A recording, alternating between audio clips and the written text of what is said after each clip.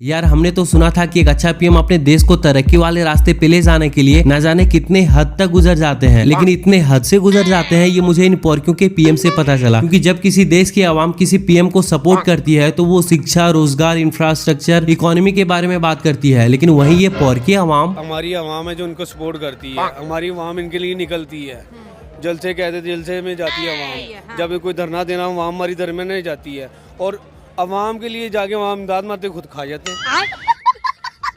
ये तो बहुत गलत है ना पॉर्कियों। जब तुम लोगों का ही नाम लेके तुम्हारे पीएम मांगते हैं और तुम ही लोगों को ही नहीं देते तो कितना बुरा लगता होगा ना।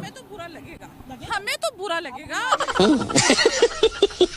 अच्छा, मतलब ऐसे तुम पॉर्कियों को बड़ा बुरा लगता है। लेकिन एक बात बताओ, जब तुम लोग दूसरे देश जाके मांगते हो तो उससे तुम लोगों को कोई फर्क नहीं पड़ता? नहीं पड़ता, फर्क नहीं पड़ता। वर्क इस बात से फर्क पड़ता है हाँ, जब तुम लोगों को कोई भिखारी बोल देता है कि नहीं? मैं कंफ्यूज हो रही हूँ।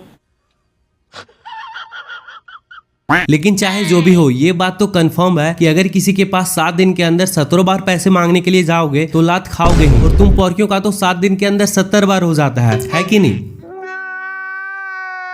लेकिन मुझे ये समझ नहीं आता कि तुम लोग 70 बार मांगने के बाद भी सही सलामत घर वापस कैसे आ जाते हो। नहीं, मुझे मजाक नहीं उड़वाना अपनी चीज का। वैसे पॉर्कियों, तुम लोग ऐसा कहते क्या हो जो सामने वाला मना ही नहीं कर पाता? कभी कहते जी हमें तेल दे दो, कभी कहते जी हमें पैसा दे दो। तेल का तो ठीक है, जज्बे में लगाते होगे, लेकिन पैसा मांगने का रीजन तुम लोग क्या बताते हो? वो किस्त जुटानी है। अच्छा, तो तेल और पैसे से तुम लोगों का काम चल जाता है? नहीं, मतलब जो कपड़े दे सकते कपड़े दे, जो पैसे दे सकते हैं वो पैसे दे के अगर हम करें तो काफी कुछ कर सकते हैं हम। हाँ, वो तो ठीक है, लेकिन उसके लिए पैसे के साथ कपड़ा लेना जरूरी है क्या? बस ऐसे ही यार, मैं कुछ नहीं कह सकती। प्यारी समझ गई। वैसे इन पॉर्कियों को भी मानना पड़ेगा, बहाना चाहे तेल का हो या कपड़े का, लेकिन साथ में इन पॉर्कियों को पैसा चाहिए ही चाहिए। क्यों पॉर्कियों? हमें ऐसे ही करना चाहिए, हमें पाकिस्तानी आवाम को सोचना चाहिए। वैसे भी अगर तुम लोग ऐसा नहीं सोचोगे तो चलेगा कैसे तुम पॉर्कियों का जज्बा।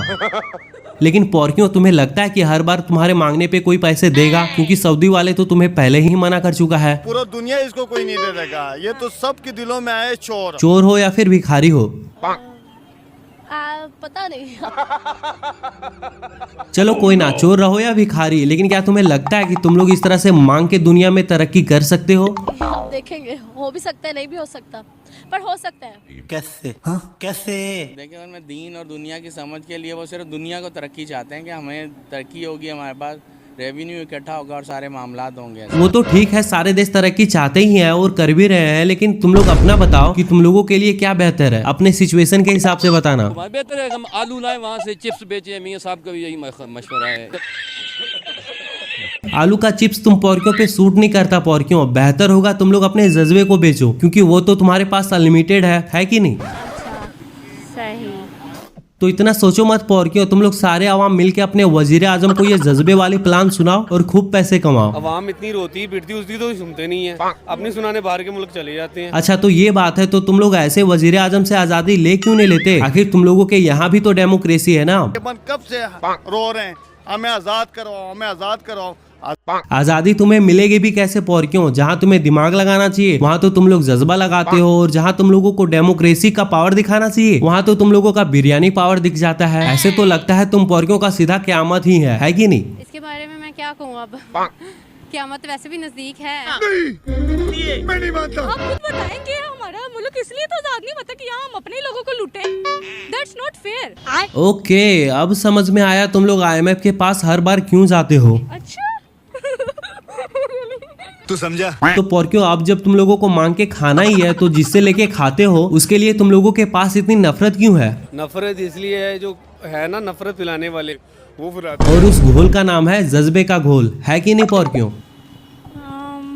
ये इसके बारे में तो मैं कुछ अब इतना कह नहीं सकती। मैं अच्छा, कोई बात नहीं मैडम, मैं बता देता हूँ। पता है, एक बार एक पॉर्की पूरा जज्बे का घोल पी के मीडिया के सामने आया। और उसके बाद क्या हुआ? फिर क्या, जाहिल जज्बे का घोल अपना काम करना शुरू कर दिया। फिर आगे क्या हुआ खुद ही देख लो। वो चाइना से लड़ाई करता है, पाकिस्तान से लड़ाई क्यों नहीं करता? नहीं, वो नहीं करेगा सर, उसको तरक्की करनी है। तरक्की कर रही है, वो कर नहीं सकता। इस सर फिर पागल हो गया। अरे बिना दिमाग के जाहिल प्राणियों, अब बिना कोई वजह के कौन किससे उलझना चाहेगा? अब हर कोई तो तुम्हारे जैसा जज्बे का घोल तो नहीं पीता, और वैसे भी तुम्हें तुम्हारे पहले के सारे जंगों के बारे में पता ही होगा क्या हाल हुआ था।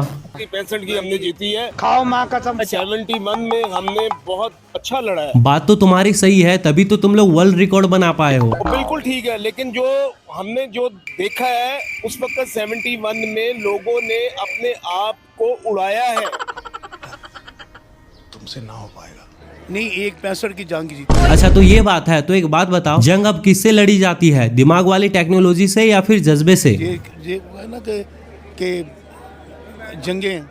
जंगे जज्बे से लड़ी जाते हैं। खत्म, bye bye, tata, good bye, गया।